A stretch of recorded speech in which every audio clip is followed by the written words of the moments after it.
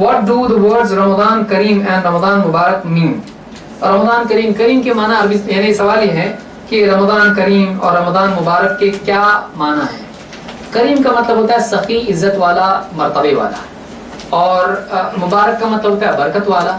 تو رمضان مبارک کا تو لفظ خود حدیث میں آیا ہے، لیکن رمضان مبارک کی لوگوں کو اس طرح سے گریٹ کرنا یہ حدیث میں نہیں آیا ہے. اللہ کے نبی صلی اللہ علیہ وسلم نے بتایا اتاکم رمضان شہر مبارک، رمضان کا مہینہ آیا، یہ مبارک مہینہ ہے. تو یہ آپ نے بطور نیوز دیا ہے، بطور گریٹنگ آپ نے نہیں کہا. اس لیے بہت سارے لوگ چاند دیکھے تھے رمضان مبارک، پھر اگلے مہینے میں کہتے ہیں عید مبارک. آج کل لوگ بولنے لگے جمعہ مبارک. آپ روزانہ کچھ کہیں گے 5 بجے مبارک، 6 بجے مبارک.